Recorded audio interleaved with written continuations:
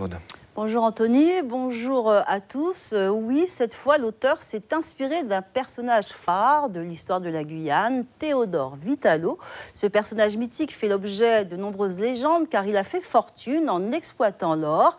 Il était au 19e siècle extrêmement riche, traînant une réputation sulfureuse. C'est donc son histoire qui est romancée, racontée par Françoise James Ouseni. Mais pas seulement, c'est aussi une histoire d'amour forte et sensuelle entre Vitalo et Miranda, son épouse. Dans l'ouvrage, la passion qui unit ces deux êtres montre crescendo jusqu'au jour où le secret de la fortune de Vitalo vient s'inviter dans le couple. Les sentiments humains et leur ambiguïté sont décortiqués par l'auteur qui pose des questions existentielles sur l'amour, les jeux de pouvoir et d'argent. Alors comment qualifier ce roman, Marie-Claude ?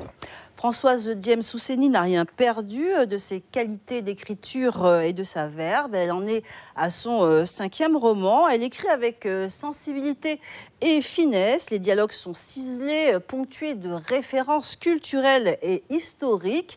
Françoise James Ouseni entraîne le lecteur dans une farandole de mots menée par un style narratif un peu désuet, bien de l'époque. Le langage donc est fleuri avec des consonances créoles, des consonances chantantes. Les références sont nombreuses. Ce roman est écrit à la manière d'un conte, d'une légende. L'auteur nous fait entrer dans un univers surnaturel sur fond de croyances populaires et de mysticisme religieux. Un roman très court qui se lit d'une traite. Bain d'or, donc, de Françoise James Ouseni aux éditions Orphie. Alors, demain, sur guyanelapremière.fr, vous retrouverez cette rubrique avec une interview exclusive de l'auteur. Merci beaucoup, Marie-Claude Thébia. Suivez l'info sur Guyane la Première, télé, radio et Internet.